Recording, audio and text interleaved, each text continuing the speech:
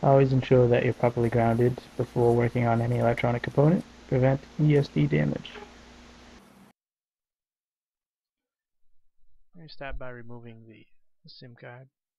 I use a paper clip and push that into the hole and remove the SIM card and set that off to the side. The iPhone 4 comes apart pretty easily. Remove the two screws from the bottom of the phone. Set those off to the side. You want to be sure that you put those same screws back in.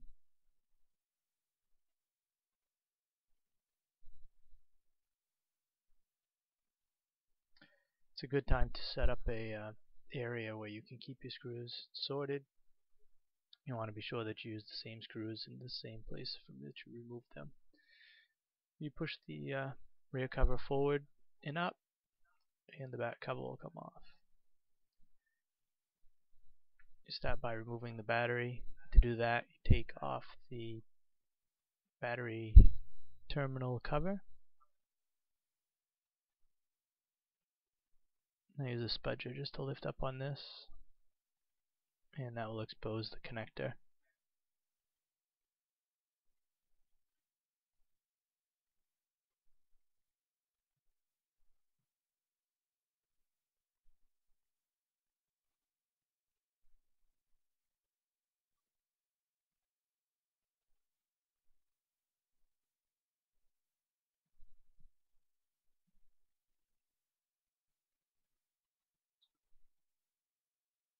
It's not so important the order that you remove the screws. You just want to be sure that you remove all of them. Again, keeping track of which screw goes where. That's the most important part, so you can put them back into the same spot that you removed them from.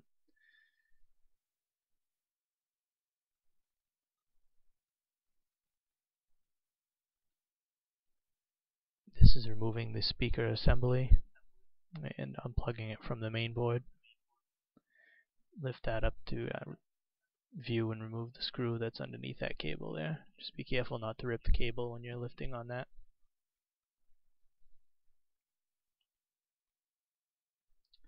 The speaker goes underneath the main board, so be careful when lifting that you don't put any force on that main board.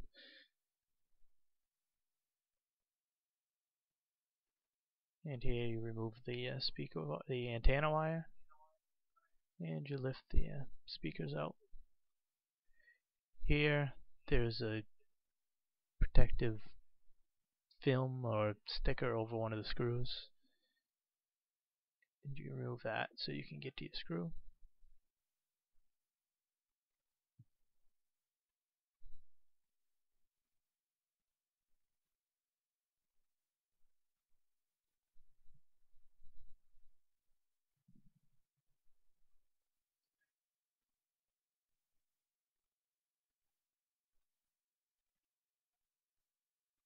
Again, pay close attention to the different screws that are on the top.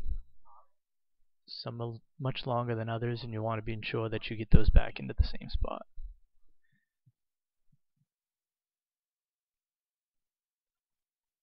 This metal cover keeps the several ZIF connections in place.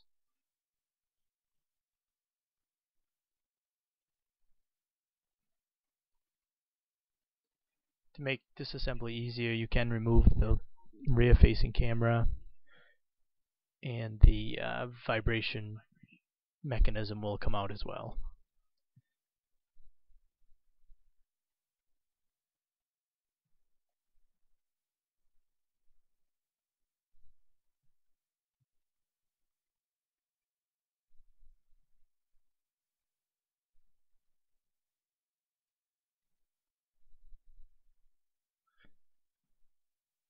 You may need to use a small tool to pry that back.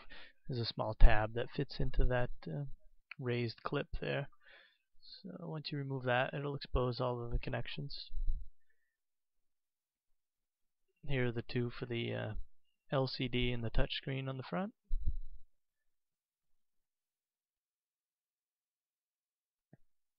And the other three for the camera, the microphone, and or the earphone. And the one by my thumb is for the camera. You can carefully lift the board out. It does slide underneath the outer metal casing, so be sure that you slide that off to the side. Again, it's pretty easy, just take your time.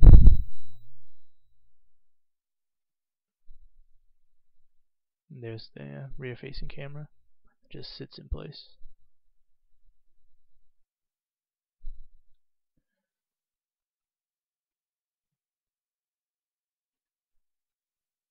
And before the front screen can be removed, you'll want to remove all of the screws. There's four, one in each corner, that are the small type screws. You want to keep those separated. In the middle there are three individual screws.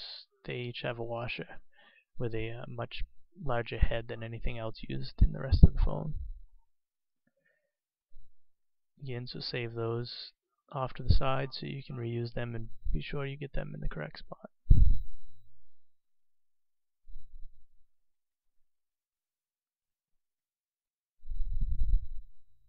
Probably the most difficult part of this whole project is keeping track and handling these very, very small screws and connectors here.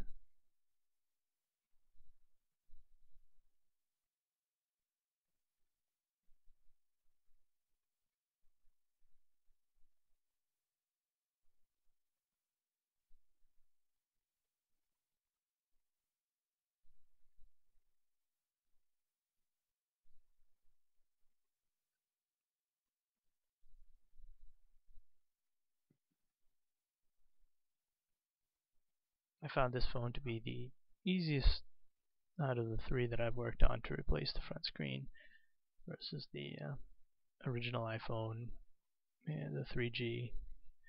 I much prefer working on the iPhone 4.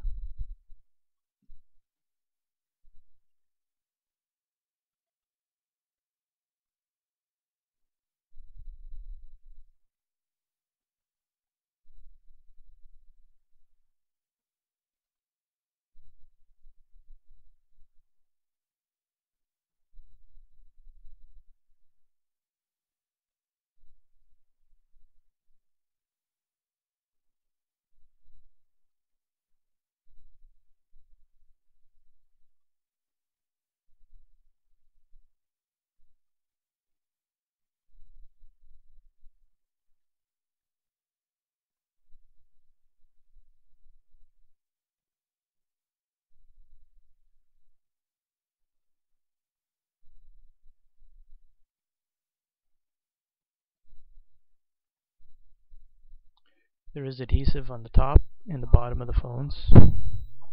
This is what holds the top and the bottom in place. Nice, extra secure.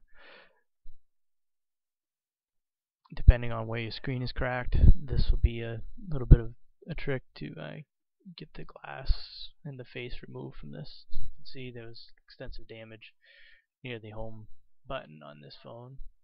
So when I removed the bottom, there was still some remnants of the glass on the body of the phone. Remember, this is glass, it will cut you, so be as careful as you can. It's a good idea to wear eye protection to prevent any of this from getting in your eyes.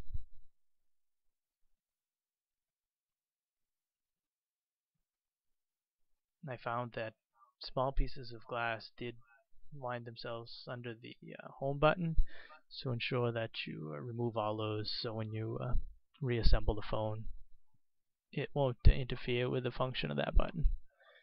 Now here you want to spend some time removing any fragments of glass from both the top and the bottom of the phone. This is critical. Any small pieces remaining on the adhesive will interfere with the new screen that you put together.